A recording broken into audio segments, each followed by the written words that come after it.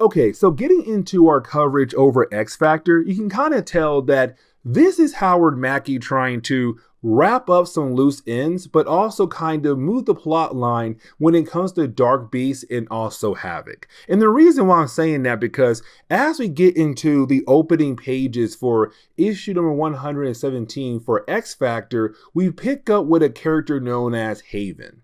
And I'm not going to lie to you guys here, because I had almost completely forgotten about this character Haven. And here's the reason why. Because for Haven, she was a major bad guy a while ago in our coverage over X Factor and all the rest of the X books. But for me personally, that was a good while ago, because we are covering so many different X books on the channel that sometimes some characters are completely forgotten about. But when it comes to Haven, she does play a major role in this storyline. Now, just real quickly, let me remind you guys who this character is. You see, for the character known as Haven, she was this person who believed that there's going to be some big event coming down the road that would wipe out 3/4 of the human population. Now, with that event happening, it would then bring in a brand new type of humans to lead the world in a better way. Now, for Haven, she realized that event would come centuries down the road.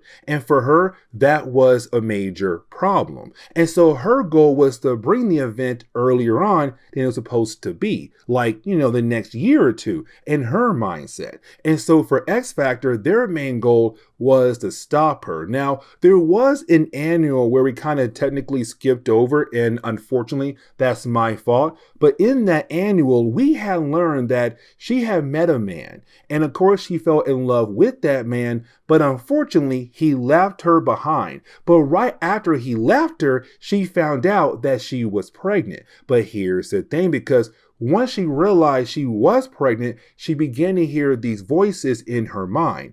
And those voices in her mind were the ones who told her about the future to come for the Earth. Now, this all ties into the whole idea of Forge. And here is the reason why. Because the child that she's technically pregnant with right now is a character known as the Adversary. Now, we have talked about this character before in our coverage over really the X-Men, not really X Factor, because back in Fall of the Mutants, he was the main bad guy for the X-Men in that event right there. Now, for the Adversary, he comes from a different dimension known as the dimension of chaos and darkness. And that kind of dimension right there kind of hides between the different realities in the multiverse. Now, here's the thing, because his main goal is to come over to this universe and destroy the order that's in this universe. He loves the idea of chaos being spread across it. He wants to wipe out the entire universe and recreate it in his own image. Now, last time he was stopped by the X-Men, but that was, again, back in Fall of the Mutants. And so we were kind of left to believe that he was gone, possibly forever. But now he's trying his best to come back into this reality to finish the job, to take care of Forge and the rest of the universe. And so when it came to Haven, she had no idea that technically she was pregnant with him. And so you have her be confronted by Lady Roma, the current guardian of the multiverse, who then tells her, like, Haven, you're gonna die because you're holding the child that's going to become Adversary and basically bring the end to this reality, to the entire universe. But then out of nowhere, we transition over to X Factor, where you have the team fighting against a Sentinel. Now, here's the thing, because they're fighting against this robot at their base. And so at first, you're kind of left to believe like, okay, their base is currently being under attack by a Sentinel. This right here is a major problem. But that's not the case at all. And let me explain, because this is a training session that Forge had put together to kind of test out the new team of X Factor, because the roster has changed a lot. You now have Havok, Polaris. You also have Forge and I guess Val Cooper, but you also have Wildchild and Mystique there as well. most of the original team of X Factor is no longer around. But either way, it's Forge want to see if the team can work together, but it also kind of get a better idea of Havok. Because right now for Havok, he's having a hard time controlling his abilities. And matter of fact, it kind of seems like his powers are currently evolving. And this ties into the whole idea of the Dark Beast plotline, because in the earlier parts of our coverage over X Factor, you had two different people coming after Havok, the Sugar Man and also Dark Beast. Both characters wanted Havok on their side. And here's the reason why, because both characters are from a different reality, better known as Age of Apocalypse. But once you had that reality die, you did have a few characters being able to make it over to this reality, the main Marvel universe. So like Dark Beast, Sugar Man, X-Man, and Holocaust. Now, for Dark Beast and Sugar Man, they had arrived 20 years in the past, and so they have been working behind the scenes ever since. But for Dark Beast and Sugar Man, when they look at Havok, it reminds them of the Havok of their reality, who's a high-ranking person in the army of Apocalypse. And so for Dark Beast, he kind of saw Havok back then in the other reality as a powerful character. And so his main goal is to use the Havok of this reality for his own plans, to make sure that he has somebody powerful working for him. But once you do have our heroes done with that training session, they then go out of their way to be debriefed. Now, for Wild Child, he does run into, well, Shard. Now, Shard is the sister of Bishop who had died in his timeline. But here's the thing, because she is a hologram that acts and thinks just like Shard. But either way, for Wild Child, he's kind of like, yo, she's kind of cute. But unfortunately, she is a hologram. But either way, you do have Wild Child being able to regroup with the rest of his team to debrief.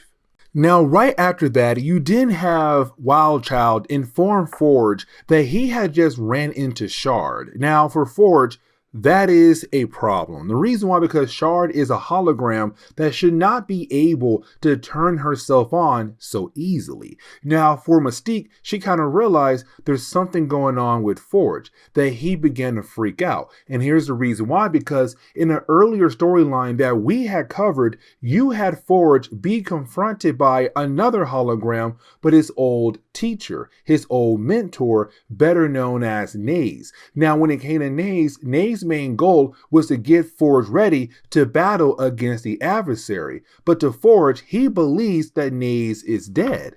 But here's the thing, because by the next page we kind of see that's not the case at all. That in reality, Naze is alive and well, and his main goal is to make it over to Forge to help Forge get ready once again to fight against the Adversary. But now it's time for us to kind of move that plot line once again forward when it comes to Havok and also Dark Beast. Because for Havok, he gets a letter. And once he does get the letter and read it, he leaves in a hurry. Now, he does not tell Polaris or anybody else where he's going, but he does inform us that the letter came from a character known as Scarlet.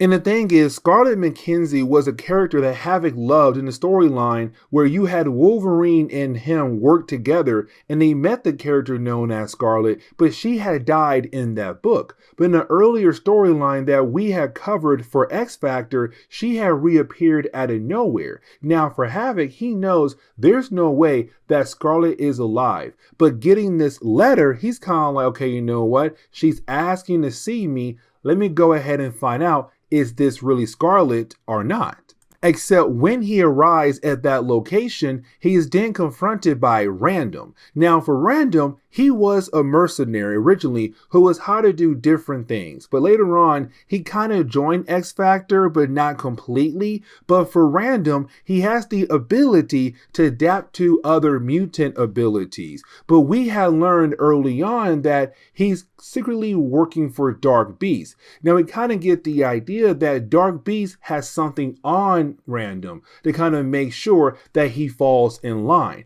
And once Random is able to bring Havok over to Dark Beast, then he'll finally be free.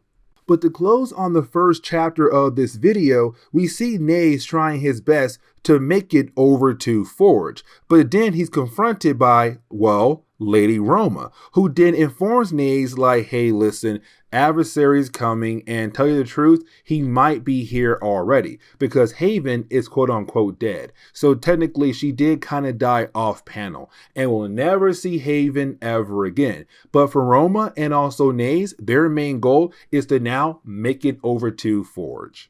And so as we get into the next chapter, is now Naze and also Lady Roma just trying their best to make it over to Forge. But the problem is, while trying to achieve that goal, they run into the Adversary. He's kind of like, hey guys, I'm here, and my main goal right now is to take you two guys out, but to find Forge. Now for Lady Roma, she's doing her best job to try to cloak Forge, to hide him from Adversary.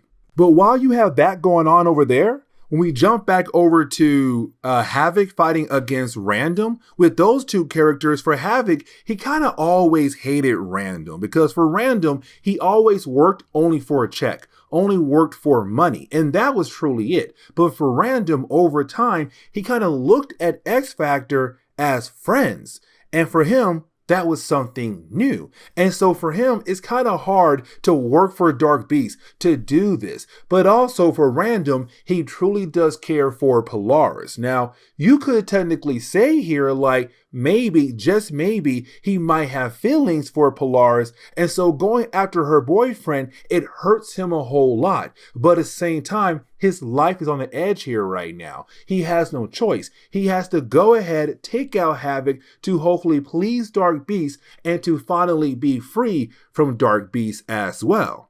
But while you have those two things going on, for Forge and Polaris, they're going through a training session back at the base. Now, I kind of like this a lot because these two characters, they have people in their lives who are currently going through something at the moment. For Polaris, it's Havok fighting against Random. It's Forge right now and Naze, while you have Naze and really Lady Roma trying their best to fight against Adversary. But while you have the two characters talking to one another, out of nowhere, you have Forge be attacked like he's being beat up by somebody who cannot be seen, somebody who is invisible. And so you have her wondering, Polaris here, kind of wondering what's going on with Forge.